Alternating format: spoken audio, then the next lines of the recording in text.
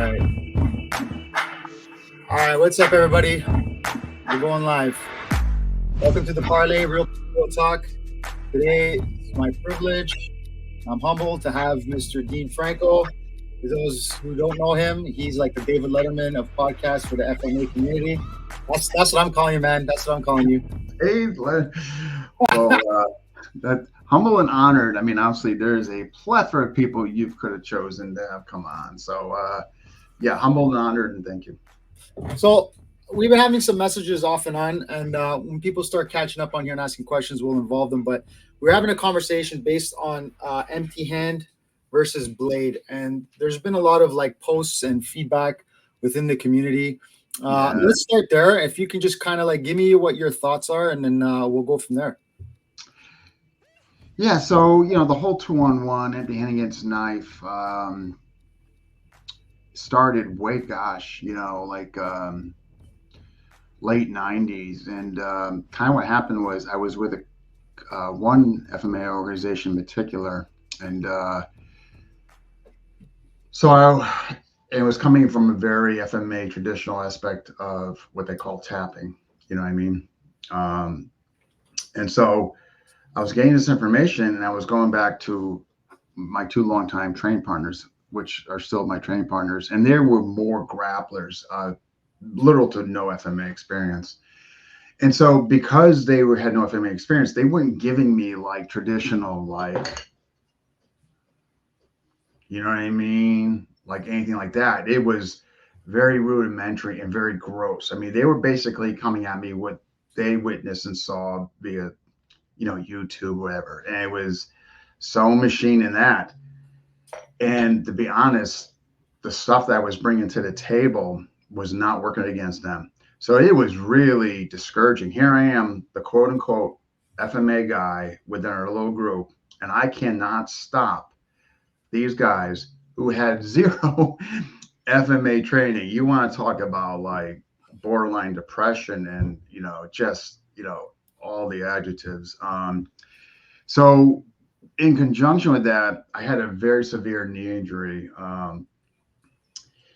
So I wanted to keep training. I couldn't stand being on the couch. So I would have guys come at me during my JKD class, my instructor, because I was a liability on the floor. Man, my mobility was virtually zero. I had a full leg brace, and so I have guys come at me randomly when they were taking turns to their rounds kickboxing.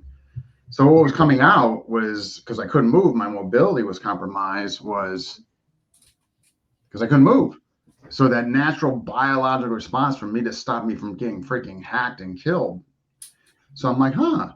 So at first, I'm not really sure what to make out of results, because again, I'm talking late 90s, early 2000s, a very heavily concentrated tapping. I mean, combatives and all that wasn't even really talked about, those words and descriptive, adjectives as far as community goes. So I started doing that, and then the next thing I thought, well, his left hands can get me. So then bringing the shoulder in, that was kind of like the next light bulb. And then the other light bulb was, okay, I'm here. I'm not getting killed, but what do I do from here? I'm kind of just stuck here. So I started playing around, and then disarm. That was the last light bulb came. Now, there's been subsequent refinement since then, of course, like rotation, linear to rotational momentum, how to capitalize off that. Right. Those were kind of like the three major light bulb moments. One, this. Two, okay, let me bring this in so his left hand doesn't have anything to say about it. And then three, what can I do from here? Then the palm up, which I do kind of the push-pull 50-50% energy.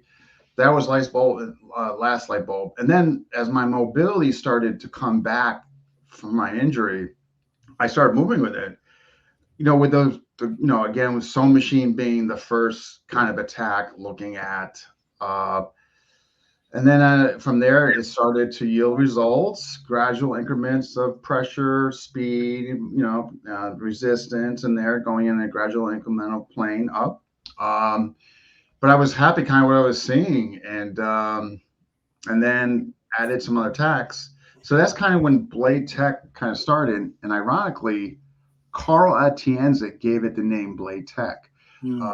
At the time, I was a rep for Carl Atienza, and he saw what I was doing. He goes, "Hey, you should call your faction of Atienza Kali, the Connecticut faction, Blade Tech." And so that's where the name came from, ironically. At the time when you were making these discoveries, how long were you training the FMA prior to? Well, I at that point had got my certification in Asano Blend, and I loved what I was seeing. I mean, I truly loved FMA, and from there I went to Sayoc, and of course Atienza. So probably at that point of discovery, I had just gotten my Asano certification, so kind of 3 years, 4 years in, and then was doing SAOC. Hadn't got my initial instructorship yet in there.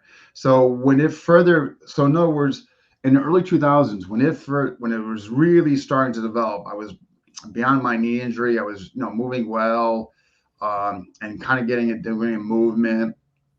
Is when I was with Atienza when Carl. So at that point, circa 2002, probably 6 years in or so. And at that time, you hadn't really discovered how to. You were still having these epiphanies of how to like get that 2-on-1 and control that realistic blade.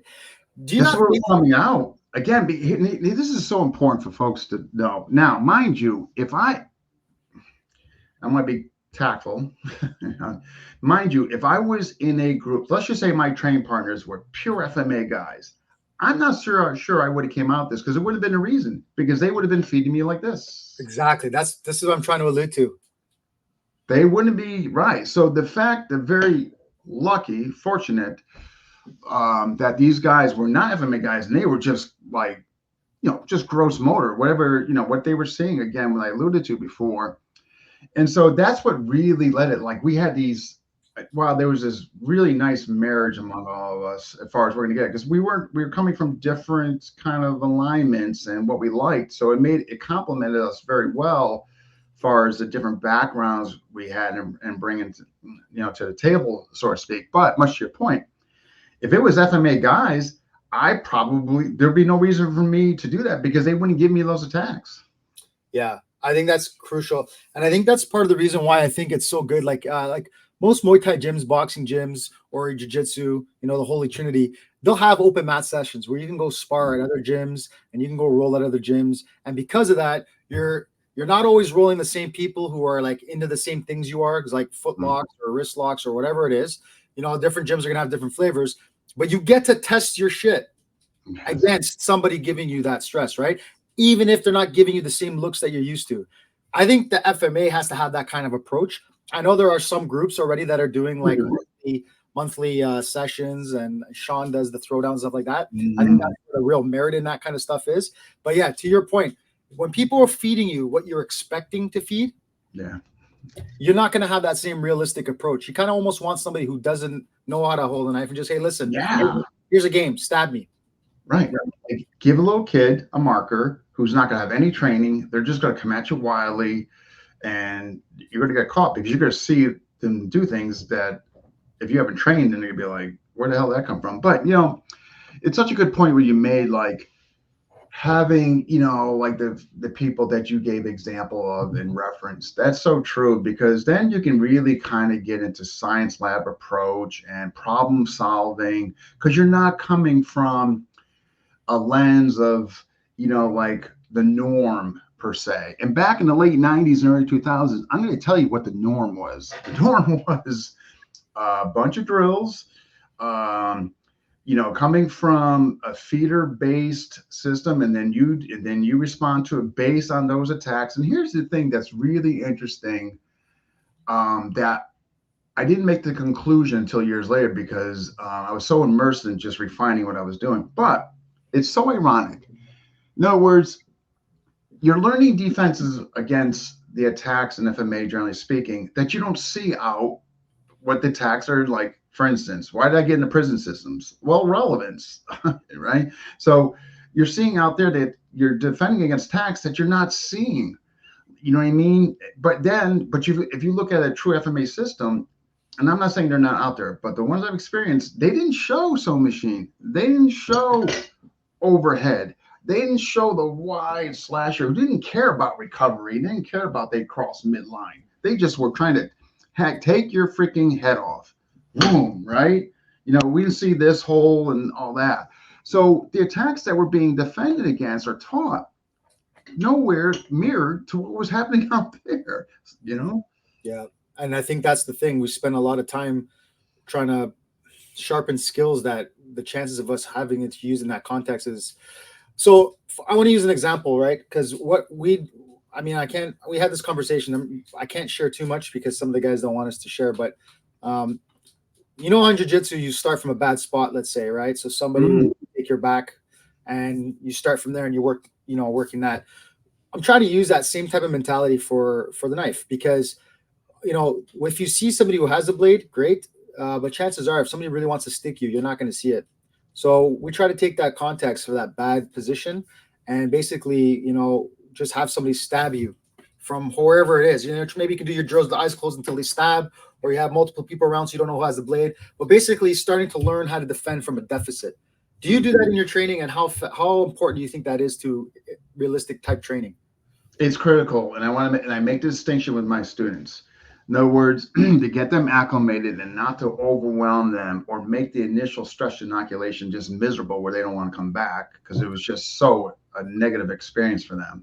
So I definitely show first, but it's definitely with intent, and there's a continuation of the recycling if they were late or maybe they didn't get on it quickly, but they're seeing the consequence as opposed to, in other words, I'm coming, let's say use sewing machine, for example, like coming in and they meet me and then I stop recycling, which is ridiculous because a person out there is going to continue to recycle. Otherwise they wouldn't be there. So I make sure, even though if they didn't defend it properly or give the proper response that should have been elicited, I'm going to keep recycling. So which is the whole thing, intention and keep the recycling going. Those are the two main things. Much to your point, though, I think that's incredible what you're talking about. Yeah. So once they get beyond that, there's someone acclimated. Absolutely. So I haven't turned their back. Now attack's coming. Maybe it's this. Maybe it's this. Maybe it's a sewing machine. Then yes, boom, boom. Now you got to click into it. But this is where I distinguish though. I tell them also my folks, guys, right now, if you notice, this is kind of ambush stuff, man. You didn't see it coming in this butt. And what I tell them is like, you're just going to have to do the best you can humanly possible under these circumstances. I am not going to guarantee you're going to walk out of here unscathed, alive. But imagine if you had loved ones with you and man, you need to respond and you need to do whatever humanly possible down there so they can get out of there while you're dealing with that. But ambush is tough. Because when we talk about ambush, well, what's the ambush? Okay, somebody comes up behind me and starts stabbing me. Okay, somebody jumps out of a bush and boom, right in the sea artery. I'm probably not going home that day. I mean, we have to, so in other words, the integrity of self, honesty to the student body in the community. We have to be honest with ambush that you might not be getting out of their life. I mean, think about this. You're a big JKD guy. You're in a bar, you're talking to somebody. I snap my finger, get your attention, and boom, right on the jawline. Doesn't mean you're good or bad or indifferent. It means when you turned around, you got ambushed. Yeah. Now, throw this in the equation where the consequences are far more expensive. Right? Exactly. Yeah, and I think that's it too. Like when I first started learning a lot about the blade, obviously you have to recognize the weapon and the lines of attack, but like you almost get used to like it's like you're training yourself to be like, oh well, I'll always see this blade coming, And then I was lucky enough to meet certain instructors that kind of totally changed that. Who are some of the most influential instructors when it came to you leveling up your fight IQ and realistic approach to empty hand versus blade? Couple on the IQ and formatting and what to look for, how to achieve the utmost functionality, circle functionality with context before methodology, eliciting, maximizing the best out of your students. Tom Sotis of Amok is, I can go on. I could just do a whole show on him, but yeah, in regards to that, to the how to elicit the best performing students, addressing context before methodology. On the physical stuff, David Gould, Lameko, um, Burton, I would say those three and a hug and just a lot of being in the trenches and just doing it for 20 something years. Those four personal experience, just failures, just embracing the failures and having those three as a guiding light, kind of per se, both physical and mental. Do you find that people nowadays are still testing the same way, that are at the same level of capacity that they should be? I think there's a few camps that do it really well. I think Burton's, I enjoy what you do. Marco, Burton, Marco, Amok, you, my camp. And I'm not saying there's no others. There could be some guys out there doing phenomenal stuff. But here's where I draw a distinction. Because when I look at folks, what they do, I look for two things. And I tell my guys this, hey guys, when you're looking at videos, I want you to pay attention to two particular things. I want you to pay attention to the initial intent. In other words, if they didn't do anything, is this hitting them? If they just had no sense of self-preservation, they didn't care. Two, what I alluded to before, mentioned, are they continuing recycling? Because what I tell you, watch a lot of videos in camps are not the ones I just mentioned. In other words, they'll, whatever, regardless of the attack, there'll be a contact, a person like defending and doing something, and all of a sudden this person becomes lifeless. Like they don't recycle it. They just kind of just stop the pressure or the resistance. Yeah. So I see a lot of that. I see the intention there, but I don't see the continuation of recycling in there. I also don't see a lot of the pre-violence context, what to look for. Are you washing their hands? Yeah. How did they get there? Like, how did they get there? Assuming, again, not talking ambush, but how did they get there, right? That. And what does the FMA community, generally speaking, refuse to do? They refuse to look at the ground. Like even some clinch and knife, I think that's better addressed. But if you look at like pure FMA systems, I see very little knife on the ground. And what I do see is some of it's kind of scary, Why do you think that is? And do you, like, in the time that you've been training this, do you see upticks in where that ground education will kind of tap into the FMA? And if it doesn't stick around long, or it's not pursued so much, what do you think that is that's preventing the FMA practitioner to really get into that wheelhouse? Comfort zone, failure, and having to look at their student and say, guys, we're doing things differently now because I don't have answers for this area. And when I tried to do it, I failed miserably. So they need to take a reflection and mirror on themselves. Then they need to address their student body. And some are just reluctant not to do that. Now, this is all side of, okay, maybe they had a severe neck injury and they can't, okay, outside of that. But I think generally, it comes to those things, that reluctance to address that or look at that, that unknown, and not wanting to embrace it. And here's the thing, we're all creatures of habit. We get comfortable in our wheelhouse. So let's just say I'm in this system for 20 years and doing it. I never cross-trained, didn't do much outside of there. You're going to be recycling what's been given to you, to your students. Yeah. You know what I mean? It's really hard for folks sometimes to surrender and acknowledge failures, or furthermore, acknowledge what they don't have or what they're lacking and what their weaknesses are. I mean, that's a tough thing sometimes to come to that conclusion. And then on top of coming from it, whether you're being honest with yourself and your students and doing something about it. I think that is it. But it's weird though, because the necessity of wanting to have good education and be prepared, you would think that they would invest in that. You would think that they would even send somebody to go learn it, to bring it back. You would think that they would crowdsource and bring somebody from the outside in to just give them basic fundamentals, because when we're talking about something with a blade, you're talking about life and death, but you know what I mean? Mm-hmm. Why wouldn't you want to have have that ground element, like formal training. I totally agree with you. Like no words, when I was like when we started this, you said, hey, do you want me to put Dean here? Or do you want me to put the Guru? And Dean, because I'm the forever student. Like I want to give the best I want to be the best version of myself, and I want to give the best version to my students. And you just tapped on the responsibility of teaching empty hand versus knife is so great. You know what I mean? Like we have to make sure that we've,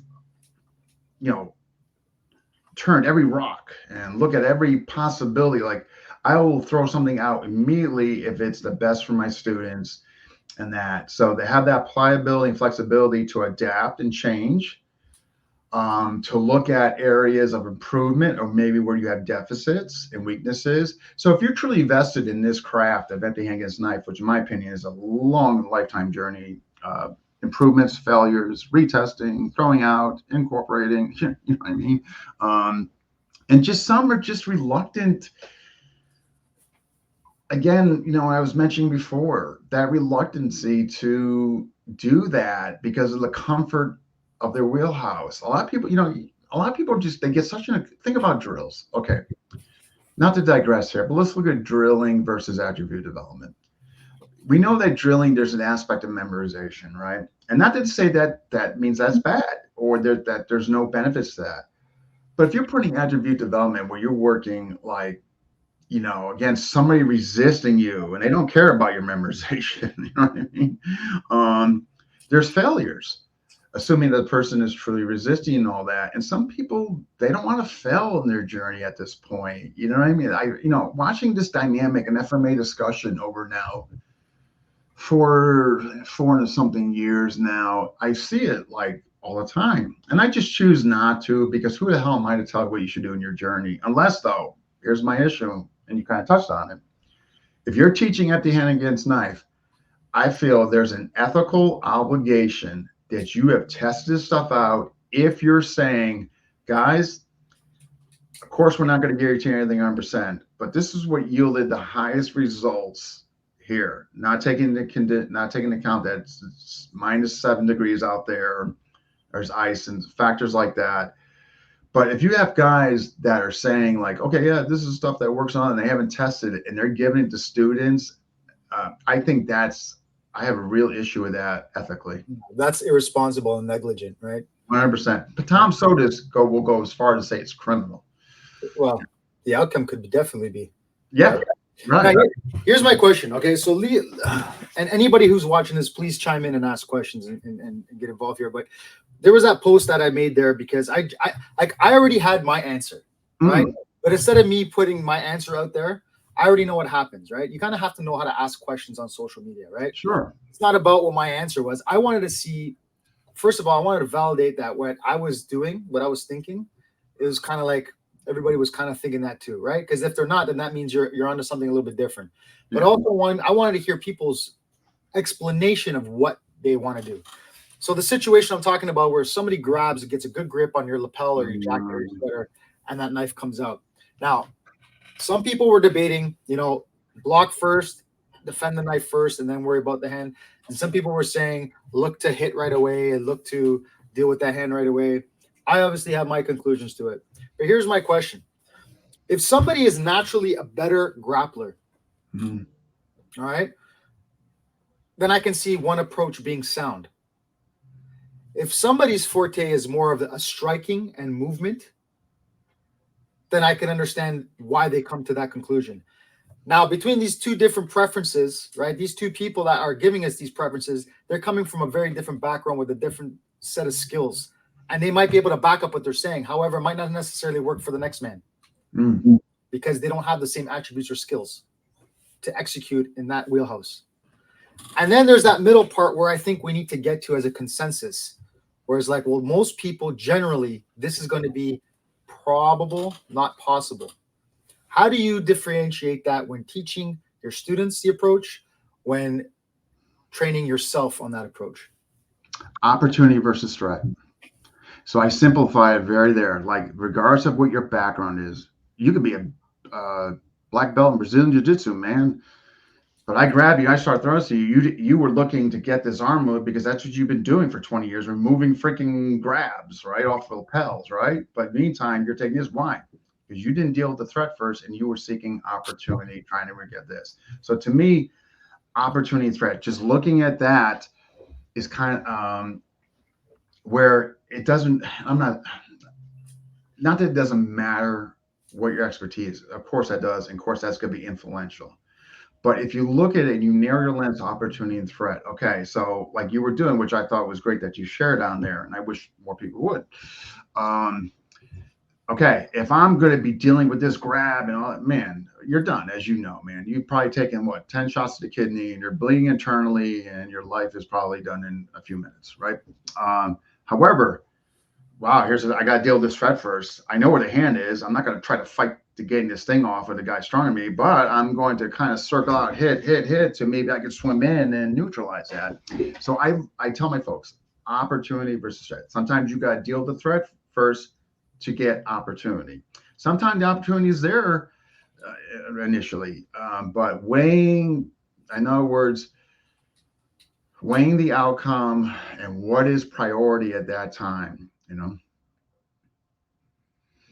Your guy, often do you have, like, for example,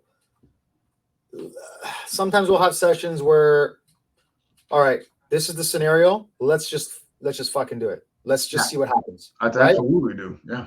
And and we'll see what happens, and we'll kind of like, okay, let's assess, let's look at the tape, let's see what worked, why did it work.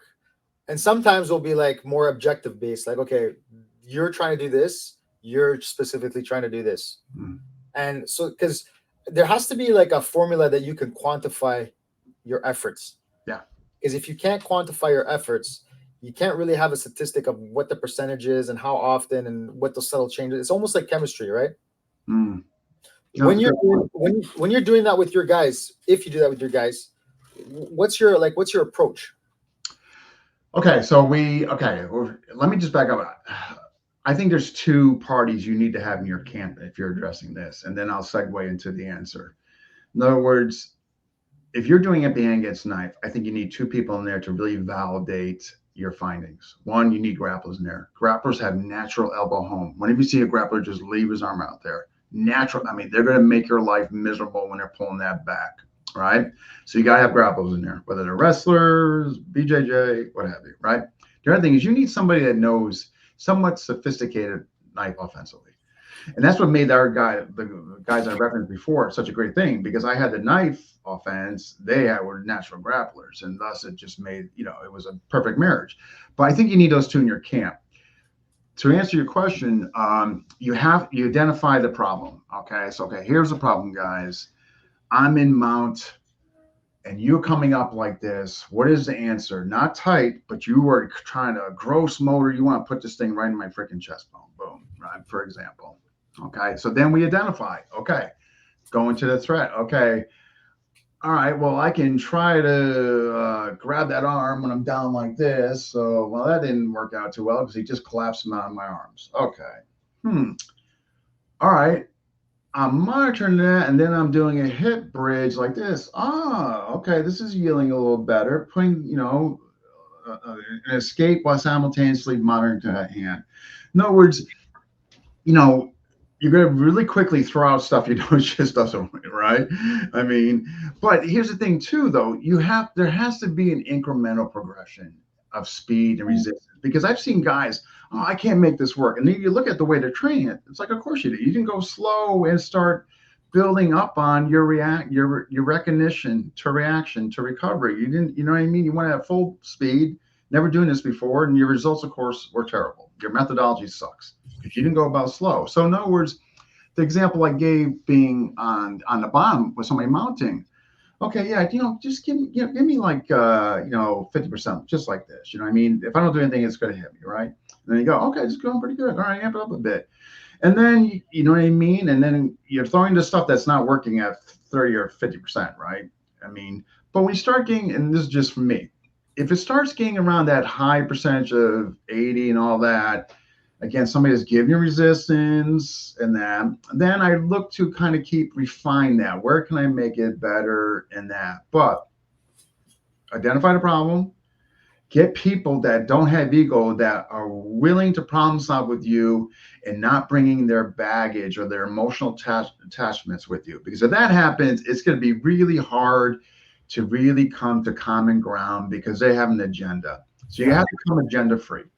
You have to just take your cup, empty it out. You're working together for problem solving. And that's generally speaking like my approach. Yeah, I mean, that's one of the benefits I have with the group of people that I work with is we're not there to make each other look good. We're there to find what the fuck works. And you know what? Sometimes I hate them. I do. I absolutely freaking hate them. Like I'll come in there like study night before, and this is how sick I am. Like, like keeping nights up thinking about this crap. Like we all do, right? We all get so vested in this, and it's OCD like, you know what I mean? So I go there and I'll have it like what I think is going to be a very good answer and response of something I kind of thought of, seen, and can actually visualize and do. And they'll just throw a wrench in there that I didn't think about or consider. And then they're kind of spelling, and I hate them. Like, but that's that interaction, you love them, hate them, but love them later. Yeah, But do you think that? You see, here's the question, though, right? Like, how do we sort out these people? Because how can we tell the people who are doing it to just expose truth and make us better, differentiate them from people who are just trying to step over you and like look at me, look what I'm doing.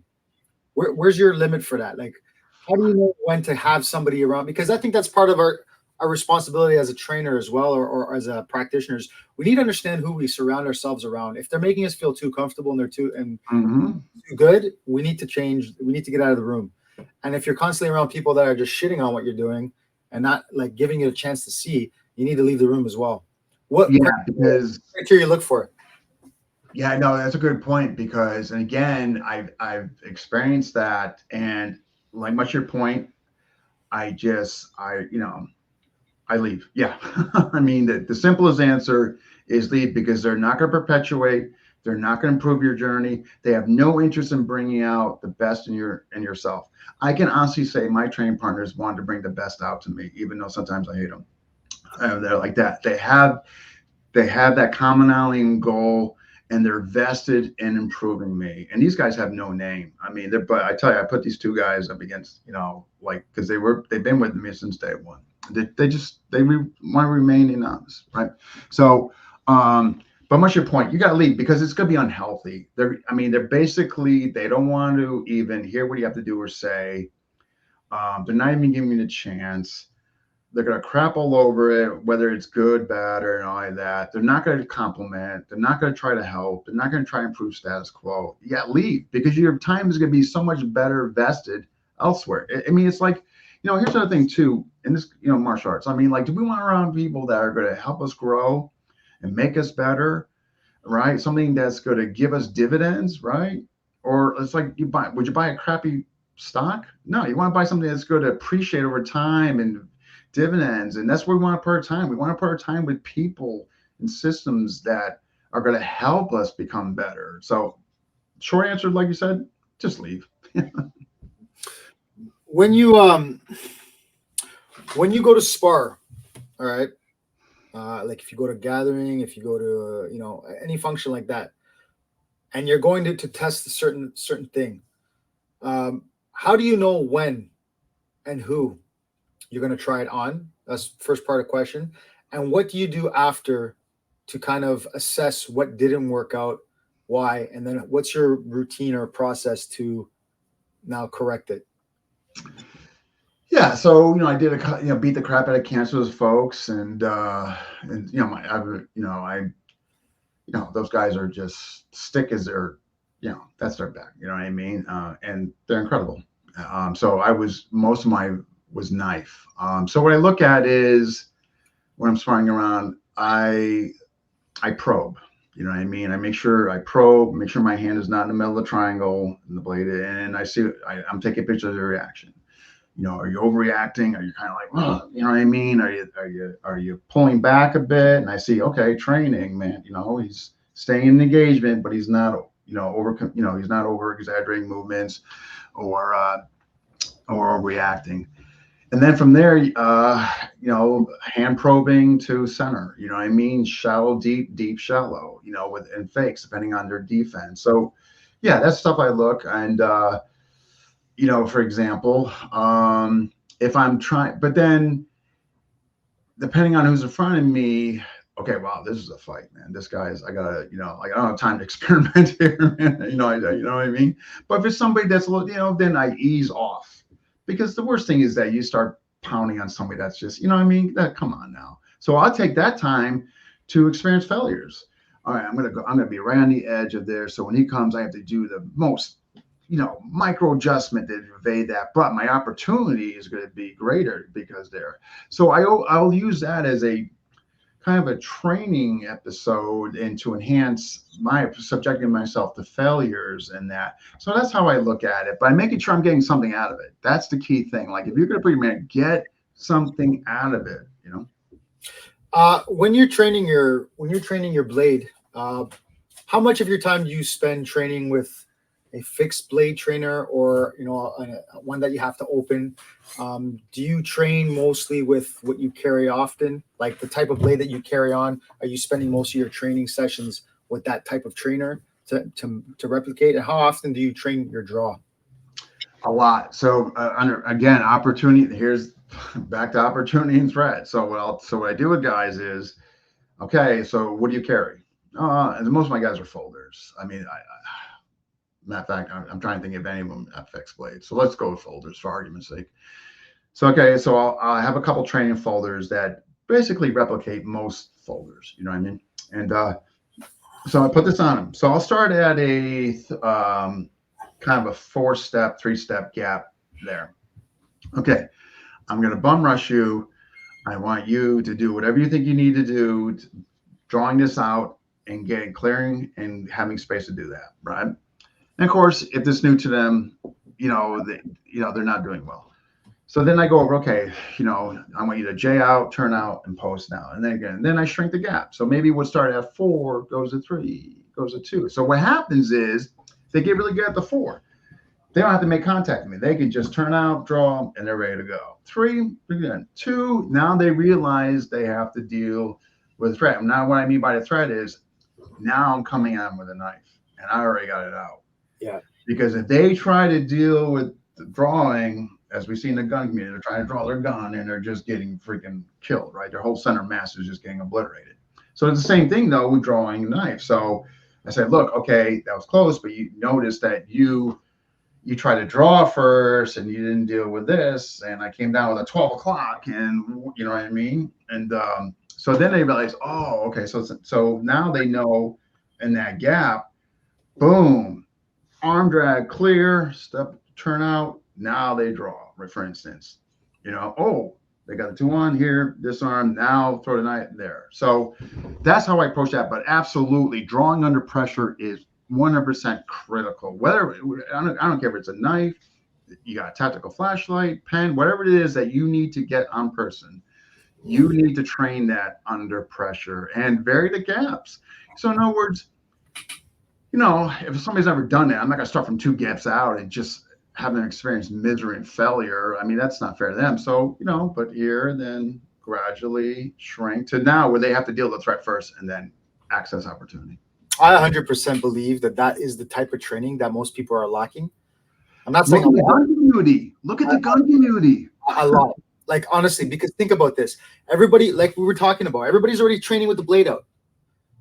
Everybody's already training with the blade. Like they're walking around like this in Walmart. Yeah. I'm telling you, first of all, with regards to like self-defense and stuff like that, there's a lot of drills you should be doing to read, like we were talking about earlier. Cues. Number one, I mentioned in one of the videos I dropped too about with the grappling. Like if I'm grappling on the ground and I'm already grabbing for you, reaching for you, I'm not just grabbing to grab grips. I'm also trying to feel. And if I feel that blade is there, I'm drawing it because it's a matter of time you try it, even if you don't have the intent to use it on me. I think these are the details that people need to spend a little bit more time on. We want to start here, and we're going right to the main course. We're not eating those appetizers, right? But it has to do with the art, though. No, we're not, and that's what I'm saying. And that's what I'm saying, and that's why I want to talk to you about this, because you've been around and seen it, right? And I think like this drill that you just explained to me, I think is a really good drill. In fact, like I'm gonna play with it. You know, there's another good drill from my Sifu Joey as well, and he's like, man, do you know what it's like to be tired of pull a knife? And so he'll do something where he has set up on his timer, and he'll just be shadow boxing. When the timer goes off, he gets down push-ups. As soon as he's done, I like that. As soon as he's done his 10 push-ups, he gets up, he practices his draw, he puts it away, shadow boxes until the timer goes again. And as you do it, the more tired you get, you're going to start to see what those hand movements are going to be like, how they depreciate. He'll do the same thing where like the buzzer go off, he'll go on his back, he'll practice crunches. Buzzer goes off, pulling the knife up, getting up and opening it. Like a lot of people are not practicing that, you know. One thing that I like to train too is like if I have a folder, right? Maybe I can get my folder out, right? It's easy to clip that off your pants. That you can train to do fairly quick. However, having the chance to open it or try to open it, like you said, you might not have time. I spend a lot of time on the bag where I pull it out and I'll just have it in my hand like this and I'll practice my hammer fist. Nice. Just to hit with the blade. And I'll practice doing the hit and then I'll practice my open. Because just because I can't pull out my knife and access the actual edged portion doesn't mean I can't use that still in my hand like a weapon. A lot of these knives that you get now, they even have the window breaker. Yeah, they do. Right. So you're telling me that you can't hit somebody in the head with that? Oh my God! Like you look at Bram Strength Crimpet.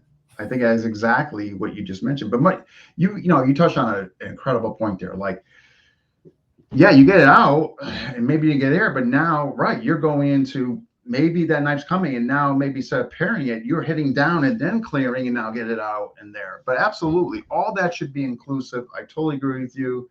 I think that is definitely a problem overall. I know some camps do it, and they do it well. I don't want to make that a generalization across the whole FMA community, but I think as a whole, I think there could be absolute improvement in that area for sure. And the ground, as we noted, and just defending against realistic attacks. I mean, we've seen enough evidence where I'm not coming and doing, you know. I mean, it's not to say that won't happen. I think that can happen once the blade is out, and it's like people are screaming, people are trying to grasp whatever's cutting them, people are trying to get away. Once that that moment happens, and that knife is live, that knife is just going to be, by nature, just try to look for a way to get around its grabbing hand and get to the target, right? My instructor told me is like, when you're using a knife, when you're the one using the knife, you want to be a painter. Always leave your brush on the canvas. That's a good analogy. Yeah, put the brush on the canvas and keep it there. Yeah, a stab, slash, but I'm always putting out pressure, right? But if somebody stopped me from doing that, of course I'm going to shake my hand and move my hand to get it loose. So those motions will happen, but like it's things like not just the ground, but like look at scenarios like wall work. If you ever look at wall work in MMA, like I'll study. I study a lot of wall work in MMA, and even just for like self-defense, and even for the sport aspect of it, right? And even just the wall work with the blade is also so like absolutely. How much time do you spend on that, Dean? I did spend a lot. Matter of fact, you saw that one video I posted. I'm in the corner, and like he's got me grabbed, and he's coming here, which of course, that the quintessential moment where you're dealing with threat first before opportunity. You know what I mean? Like you need to. It's miserable.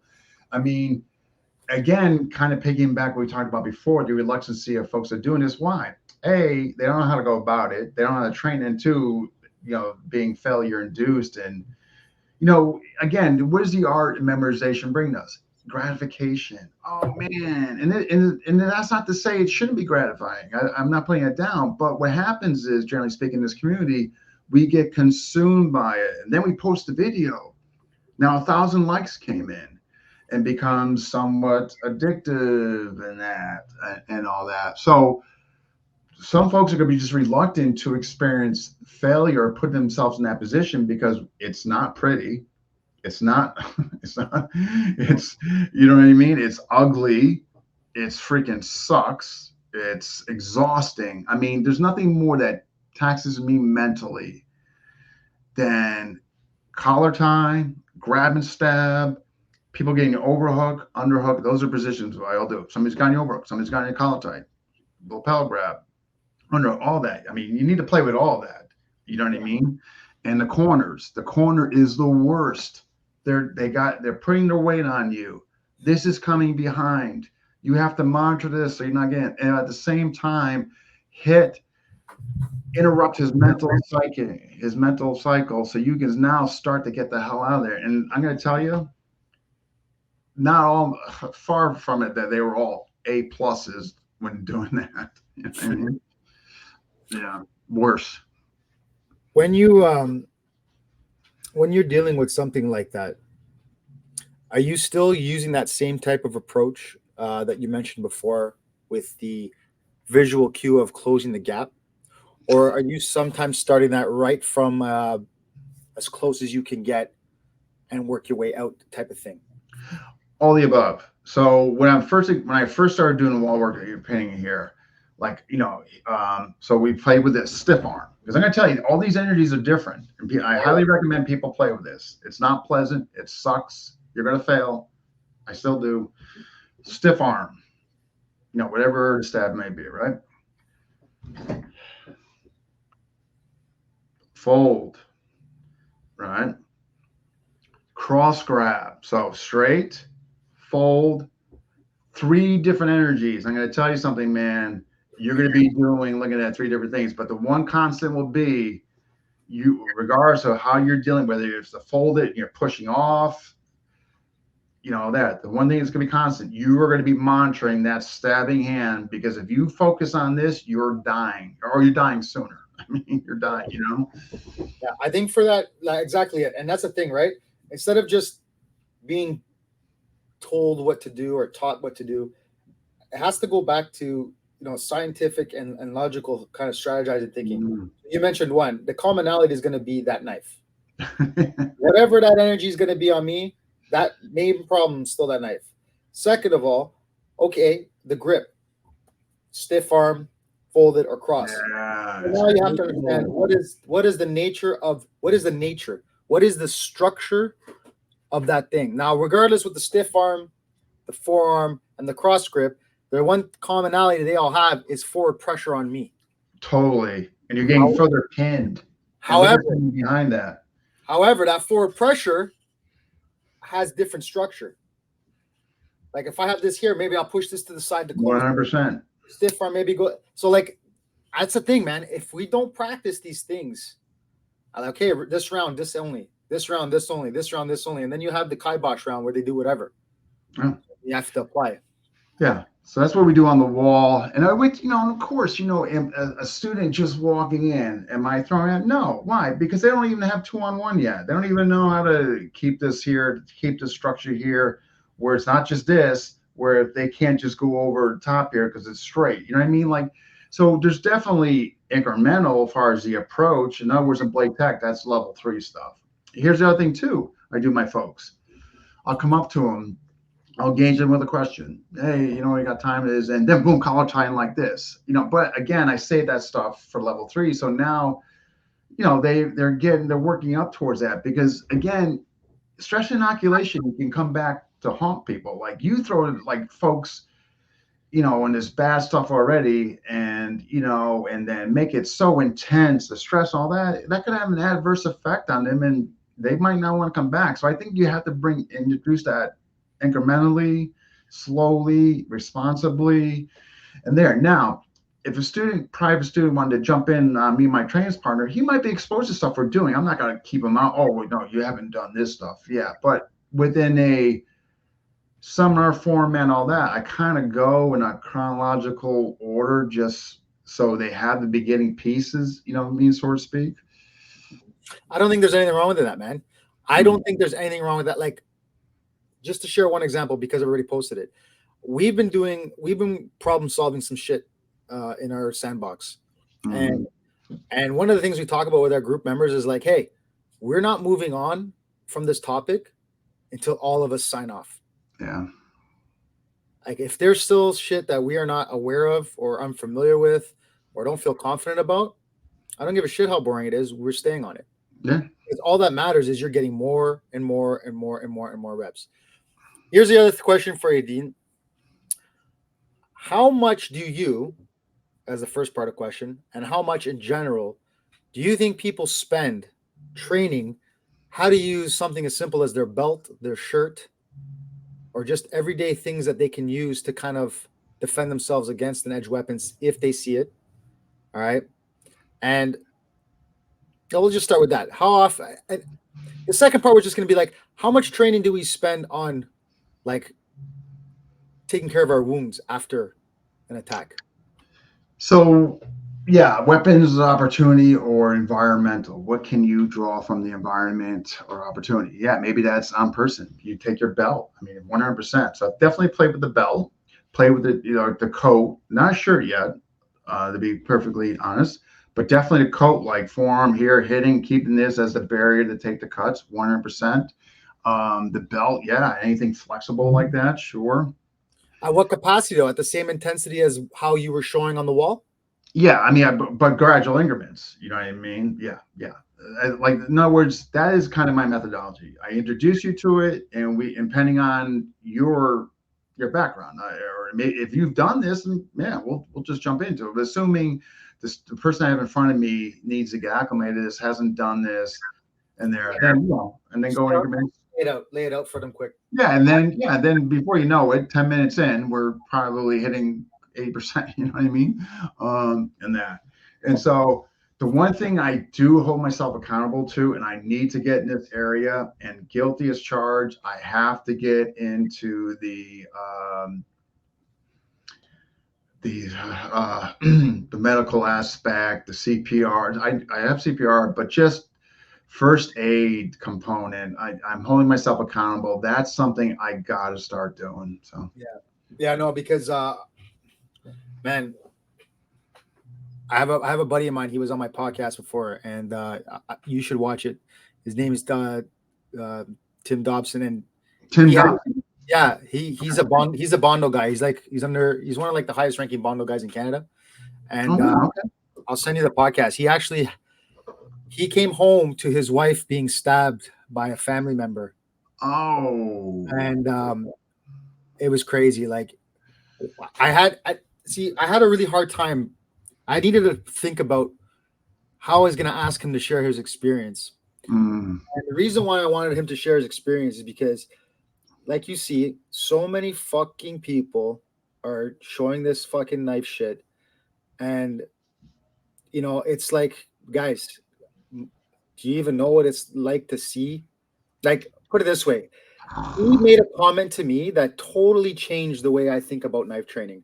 Mm. He said he couldn't even hold the phone to call 911 because the blood was so oily. Slippery. Yeah. Wow. Think about that. Like just making the phone call.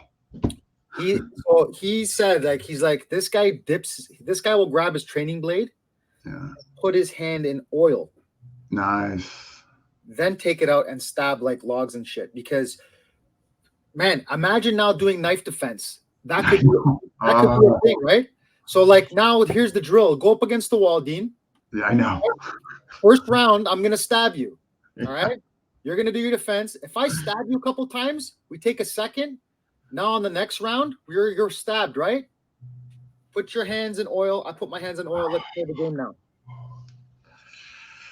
That's a good thing to do. Like, I mean, the only thing I have not done, I'm going to be pretty honest. I've heard like making, obviously heard the oil thing before. I just know, I mean, obviously through sweat, man, like we're working out for an hour and you go to do that 2-on-1 and they're sweaty, man. But I'm not saying that nearly constitutes what you're talking about. But yeah, I mean, that, a matter of fact, I'm writing down right now because I want to do anything to enhance what I currently do. And then here's the other thing. That oily feeling with oxygen becomes tacky. Wow. I gotta do that. Oil. Right. What oil? Like what oil? What oil? Any oil? What do you guys do? Using like fucking just a little bit of olive oil or a vegetable. I'm not going crazy with it. I'm just like, yeah. Oh yeah. But no, definitely right. Yeah, but still though, it's something I want to definitely do. Like I'm all for all that stuff to enhance what I do. Or worst case scenario. So when the scenario is not the worst, I mean, hopefully the results then are gonna be so much better. Because I've been dealing with the worst. That's kind of how I tend to think about things, you know what I mean? 100%. And the reason why I bring him up is because like he had to deal with his wife. He had to deal with the shock of what he saw. He had to deal with which he described to as when he walked in the room, it looked like somebody had a bag of blood, poked a hole, and went like this. Oh my Right? gosh. This guy had to do for real what we all talk about, right? For his loved one. And now, he put the tourniquet on her and everything like that. I'm like, man, he could have been so good at helping disarm this knife off that person. But if he didn't spend the time on learning how to put on that tourniquet, none of that shit would have mattered. Yeah, right. Exactly. Exactly. So it's like, I think there's a big, big deficiency You're right. And I in admit it. I have it. And that's yeah. something I need to like start taking and all that, which I'm going to do because you're right. Like we need to, yeah, I mean, and it's like one of those things, in my opinion, talking about this, it's like, well, do you know how to change a flat tire? I mean, it's just one of these things that you just gotta, you know what I mean? You just gotta have and do. So I'm holding myself accountable. Absolutely. I'm negligent and I'm going to change that, Yeah. So I know you got you worked on a project recently with Kevin Goat from Kevin Goat. Calgary. Calgary, right? Calgary Martial Arts Academy. Yeah. So tell me about that. What was the focus? Why did you collaborate with him? And what was the goal you guys are trying to reach with that? So much like kind of what happened with me and you, we kind of knew each other. Had some dialogue and conversation here and there. But what really, he had posted something much like you did, and it was definitely regarding a Dan against knife and a 2-1. I think what he was doing was something he was going to, if I'm not mistaken, Russian tie. And just, politely, respectfully say, hey, have you ever looked at the inside position? I'm just curious and all that.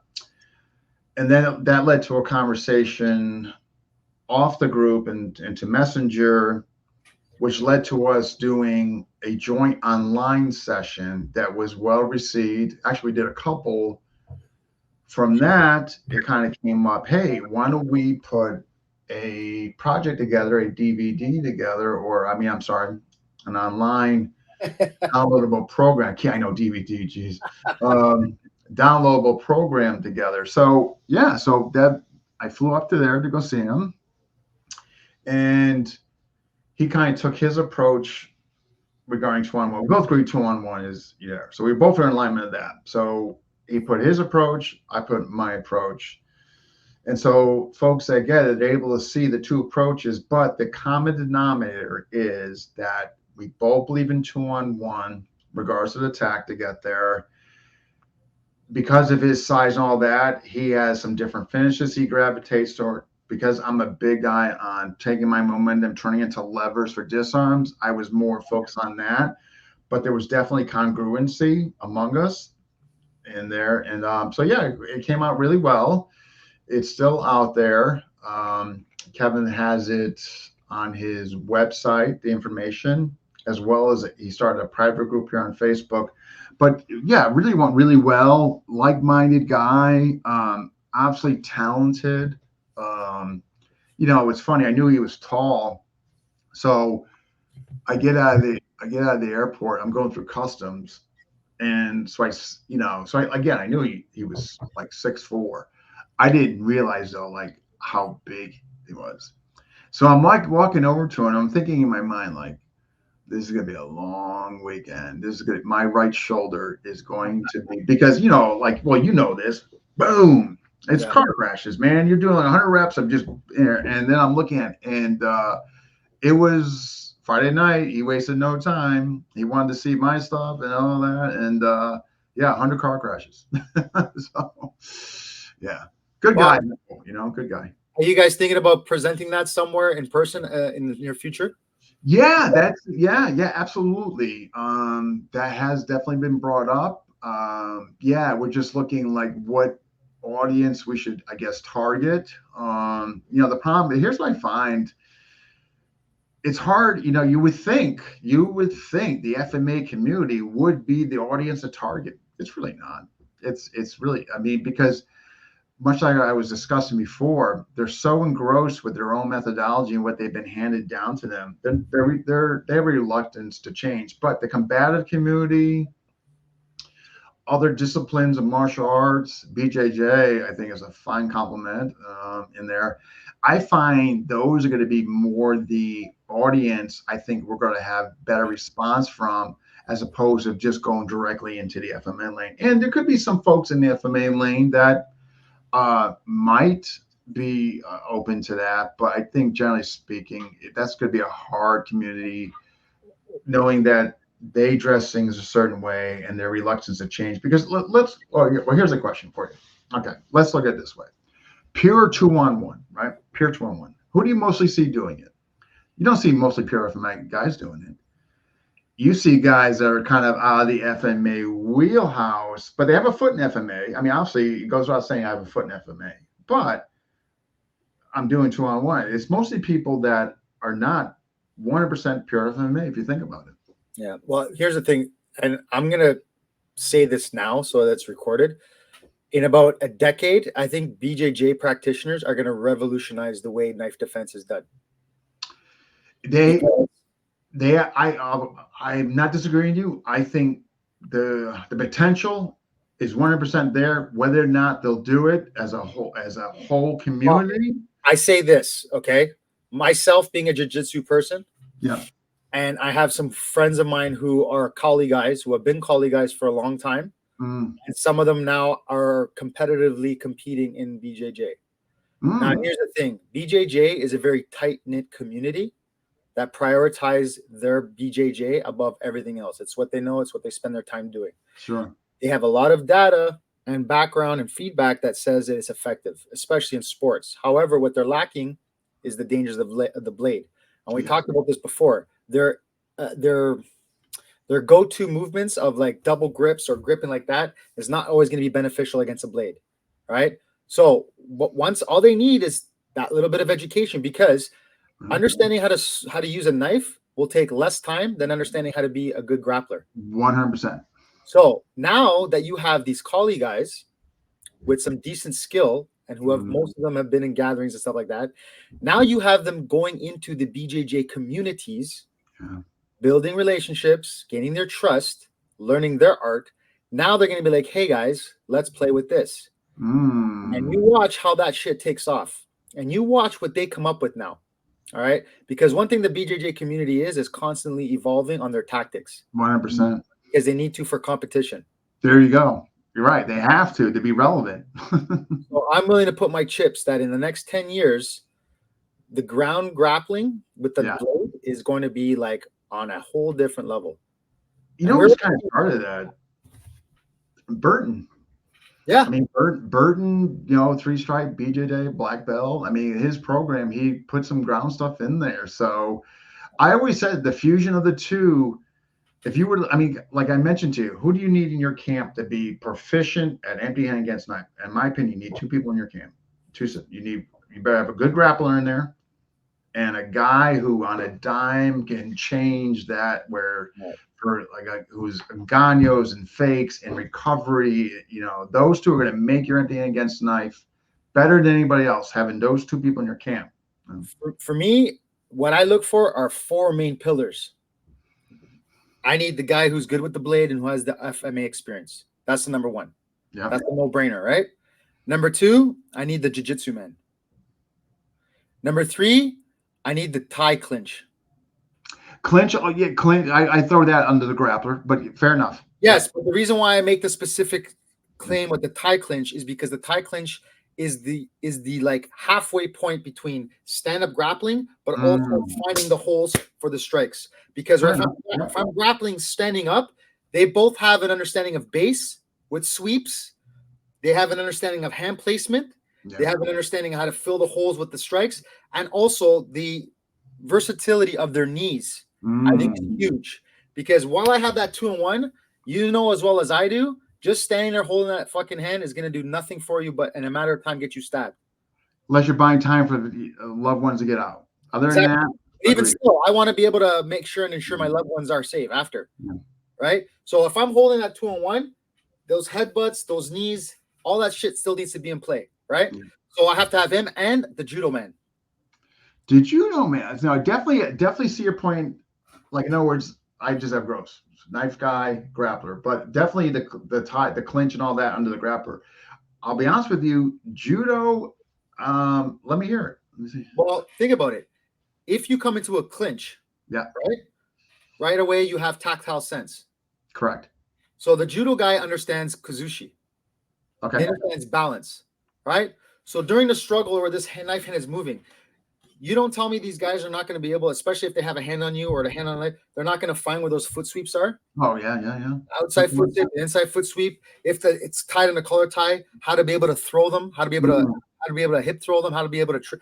These guys have a lot of stuff that, like, in all honesty, if a good way of knife defense is being able to make this person hit the fucking cement, that would be a wonderful, yeah, right. without me going down with them.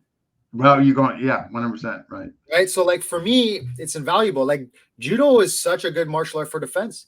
If you can throw somebody, toss somebody, like, chances are people are not going to look. Most people are not coordinated, especially if they don't train. Most people who train are not going out there trying to stab people. Most MMA guys are not out there trying to stab people. Thank God, right? We'll see what happens when the grocery stores go empty. But for now, it's not the case, right? Yeah. So most people are not that as coordinated as you think. True. Right? So, like, if you got a guy who throws you and you're not used to being thrown, chances are you're gonna probably break your shit when you fall. Yeah, not knowing how to break fall and like smacking your head on the ground and stuff like that. So being able to toss somebody or make them trip and fall, that's huge. And that could buy a lot of time, right? That could buy a lot of time. Learning how to control and hit in the clinch, that's really important. Yeah, I have that, definitely. Yeah, learning how to grapple on the ground. Like, so that's why for me, it's like, for me, that seems to be my ingredient for now. I think it's great. No, I mean, there's enough parallel what you're saying. I never thought from the judo aspect. I see a lot where we do have some of that stuff, but nothing. I'm not by no means saying it's judo. I don't want to get misconstrue that. You know. Yeah, but in all honesty, it's like I'm using judo. If you were more of a silat guy, it's the principle's the same. It's off balancing and getting your opponent. Yeah, the moment of contact, getting it off balance and capitalizing on. Yeah, whether it's sambo, judo, like whatever it is, it's being able to make that person fall on their ass and off balance them. I think that's a huge one too, because that was the other thing that we noticed too. Is like when they had that 2-1 while they're trying to stab me. If I see that their body goes really low, I'll use the arm to, like, almost like a snap down to make them go to the ground. Yeah, you know. No, I mean, paying attention to where their body is, though. Yeah, and most attackers, they, like, much to your point, that sensitivity or the acuity of knowing their body and all that is probably not going to be there. They're just going to come with a gross attack, and so I mean, and again, thank God on that. But yeah, no, I think it's, again, this is why I have such profound respect for those who do this area and they do it with integrity and honesty, and they do it showing their work like full out, and just because it's so difficult. It's to me, outside of multi-man, a gun pointed where you 5 feet where you can't get tangibility on it, it's probably one of the most difficult things in martial arts to do, empty hand against knife. And I think it's the scariest. And I mean, let alone that. I mean, and I take it so seriously, probably too seriously, but I just feel such a burden of giving the best stuff to my students and being responsible. God forbid one day if they did encounter, and knowing that I gave them the best information and approach methodology as humanly possible, that God forbid if something did happen, they would know how to go through this order of events, prioritizing pending the threat and all that, and what to do. And I think that's the best we can do as instructors. We have to be integrity, honest with students, and just tell them that, man, I'm not guaranteeing you're going home unscathed, but I'm giving you the best stuff through this evidence of the science lab approach. And I don't know, what else can we do? I think it's better than we're doing than most. You know what I mean? And I think that's why you're well received and well respected, because in all honesty, you got a lot of experience and stuff like that, Dean, but you just seem like a generally, I've never met you in person, but you just generally seem like a good person who actually cares. And I think that's one of the most important things, because if we start doing this out of a place of caring for the outcome of others, and making sure we hold ourselves accountable and responsible for what we're sharing with them, then I mean, you can't, whether it's not for everybody, you can't go wrong being like that. You know what I mean? It has to come from that. I think that's where it came from. Just a couple questions further you go. How much time do you spend training defending a knife from a fixed position? Because that seems to be a lost art now, I think. I'm sorry. So when you say from a hostage holdup, Yeah. that's how blade tech started, actually. Oh, really? So what I call center position. It could be under here, here, there. So the whole hands up and boom, there. Not doing here. So open heart surgery, but knocking it out and getting 2-on-1 or there. And before I went to move, because when I had that knee injury, I was having guys come both static position, I would call them static positions, and then of course moving. But yeah, I spent a lot of time on that. You turn around and somebody's holding you up like that. Give me your wallet, right? I mean, it's because what do we do? And everybody gets what you see in FMA. Everybody's fixed on the moving. But what if the guy comes up behind you, puts a knife behind your back, and wants your wallet? Do you know the elbow is back and then and turn and get to 2-on-1? So yeah, much definitely have a curriculum based on that from the varied positions on the body. To play devil's advocate, okay, because this is the question that I'll think about this all the time, and one day I'll say one thing and think one thing, and the next day it'll totally change. When you're training that, right?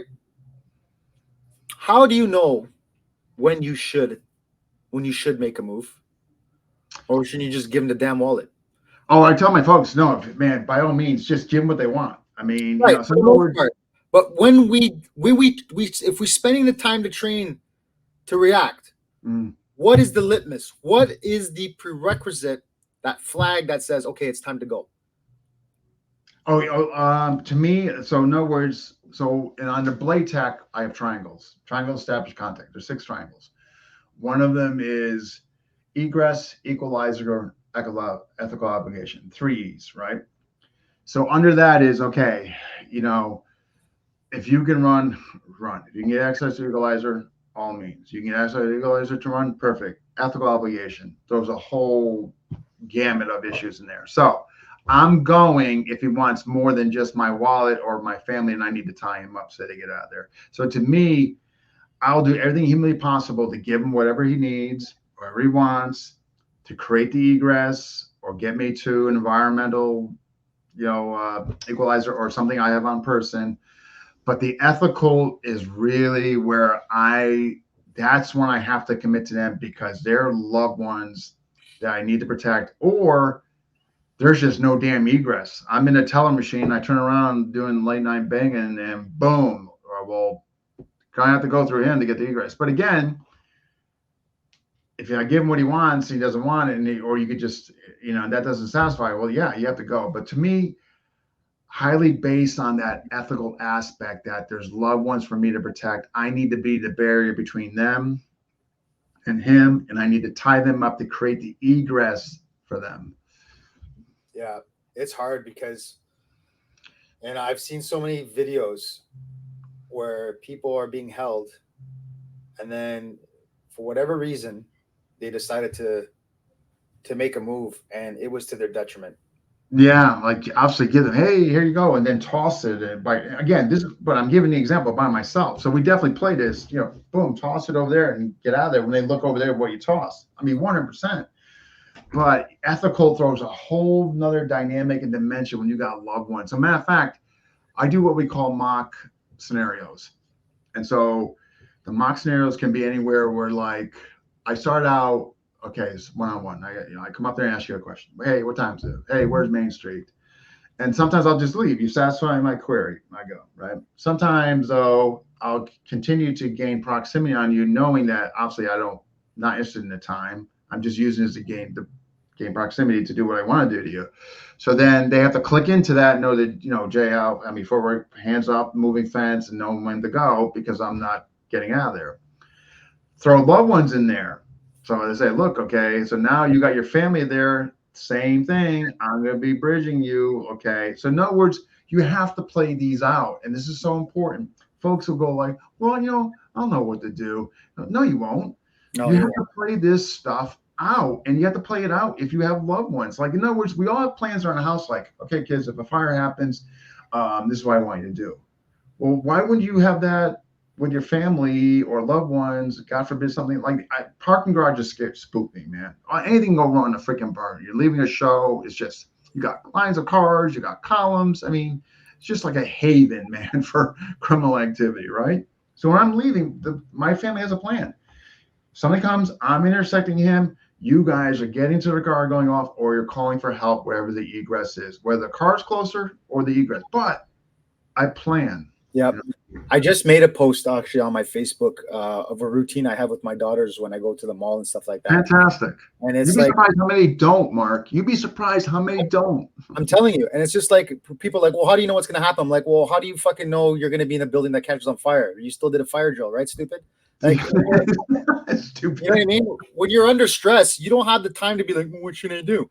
It's like, oh shit. Be like more like you and Renee, like just so stupid. Swear, I just wish one day I'm just gonna transform into just. Trust me, it hasn't always made me friends. But listen, I'm just honest. You know what I mean? Like, you got to be stupid to think there's no value in that. Otherwise, why would you train that in school? Like 100%. Like, exactly. Why do they do it in school? You don't have time. If there's something unknown, like for example, when you're doing Shark Tank and you're rolling, right? Sometimes I'll put a knife on, like a training knife, obviously, but I'll put one on while I'm rolling with somebody. They don't think I'm going to be doing knife. They think it's just jujitsu, and then I pull it on them. The shock on them versus, hey, somebody's going to have a training blade. It changes everything. And if you have no plan or no reference point, when that shit happens, that moment of I don't know what to do will take over, and you are screwed because you only have seconds. Whereas my kids know if something happens, yes, they're going to be scared, but their brain's going to go to what they know. At least you prep them. You're prepping them. Yeah. So, like, I'll tell you something, man. Before I did any martial arts, when I was about 17 years old, I was in an elevator with one of my best friends who's passed away since then. His name was Ryan Lanawet, rest in peace. I had a knife pulled on me in an elevator by a bunch of guys that were looking for me. I was going to court at the time. All right. So I wasn't even supposed to be in their area. I was supposed to be on house arrest. I wasn't supposed to be near them. So I was there anyway because I'm stupid. And these guys saw us there and they chased us. And we ran into a building trying to get to our friend's apartment, right? So we can, lay low and then see if we can get out of there after. They caught up with us in the elevator. And mind you, it was only a small, but they put that on my stomach in an elevator. Yeah.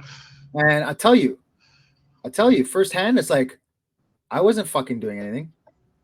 I mean, I had no training. And I think about it now. I was like, if I had training, would I have been stupid enough to think I was a fucking hero and do something? Because it probably would have been worse.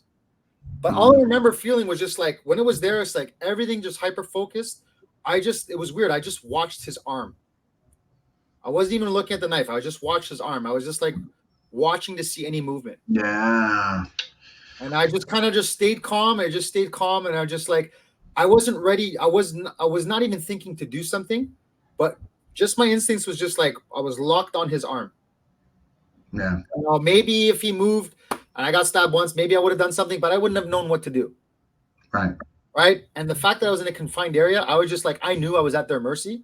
And all I did was just like, look at my friend. My friend looked at me as if to say, like, when you swing, I swing.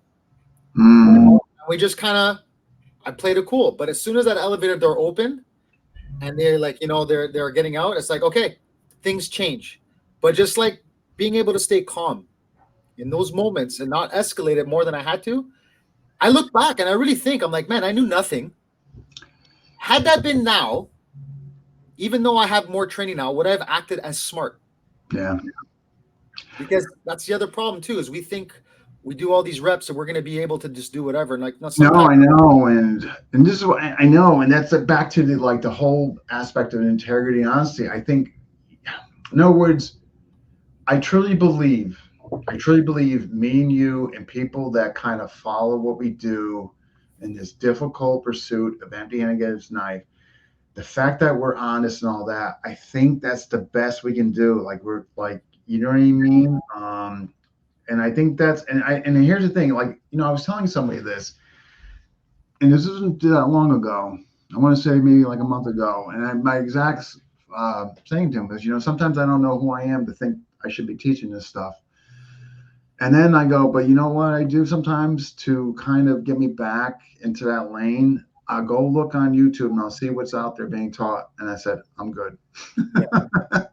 You No, it's know? like, yeah, there's a balance because definitely, Dean, I'm not going to say names or anything like that because honestly, everybody has the right to do and pursue what they want.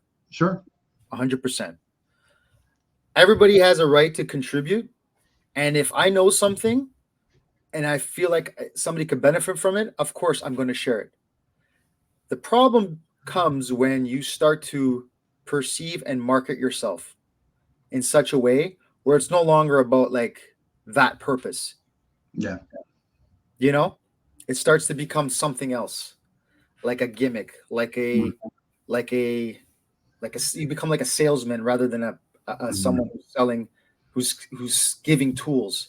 You know, and sometimes like doing the videos and stuff like that is fun, Dean. Don't get me wrong. I like it's like its own different process. Yeah. Right. And like the reason why I originally wanted to do it is because I wanted to document what I love doing. I wanted to document myself. So when I'm an old man with no teeth shitting myself, I can look back and say, Your daughters. I can look back and say, fuck, I was having fun, Yeah. and my kids have something to remember me, Absolutely. like, but there is this place where you start to like, it's like a balloon, man. If you're not tied down to a rock, you're going to fucking, You can't hear that's so interesting you bring this up, like a balloon. I think that's such a great analogy you made. Like, in other words, like, and I can tell you from experience with FMA discussion where like I've intentionally always tried to keep myself grounded. Like, I never wanted this to be bigger than me. I mean, like, it was always the focus on promoting FMA and filling this void that of coverage of live interviews with FMA folks and but the same applies to Blade Tech. I said this will not be prostituted. I will not have a rep in every country. That is not my interest. I will not be posting vids what I do on Blade Tech unless it's to help somebody, like for instance, like with your post recently, right? But if you notice, I don't be posting stuff like that. I just think because but much your point, staying grounded. And I think because I know I don't want to be like that. I don't want to be seen like that. You know what I mean? Yeah, it got to the point where I was like doing some projects and stuff like that. And even though I was happy to share and I was getting good response, like sometimes I would look at it and just cringe and be like, you know what? I think I need to chill the fuck out a little bit and just get back to just training. Because I'm not trying to be like this podcast. I do it when I feel like it. Yeah. I don't have time to be consistent. Like, I commend you guys because I look forward to your guys' shows and stuff like that. But like with regards to me, what I do, it's like spontaneous. When I feel like there's a topic, like how we came up to that conversation, but like, it's more of like that, And I think for me, I'm good at that capacity because it's for me, it's like the quality versus quantity is what's important for me. Yeah, especially with everything against knife. I mean, you want to talk about quality over quantity, man. You know what I mean? It's like that's like the quintessential example of like less is more. All right, Dean. Well, listen, man. It's been almost an hour and a half. I'm not sure what your schedule's like, but I really appreciate the time. Oh my God, thank you. I always learn when I'm talking to you. I hope everybody else learned some stuff and thought about their process. And guys, post your work in the FMA discussion. Absolutely. And that's another thing, man. If you come up with something and you believe in it, don't let people deter you because of maybe they're telling you not work. If you believe in it and you can substantiate it, man, get behind it and post it. Absolutely. 100%. All right, Dean, just stick around because I'm going to end the stream, but couple things I just want to talk to you about real quick. Absolutely. All right, guys. Thank you so much.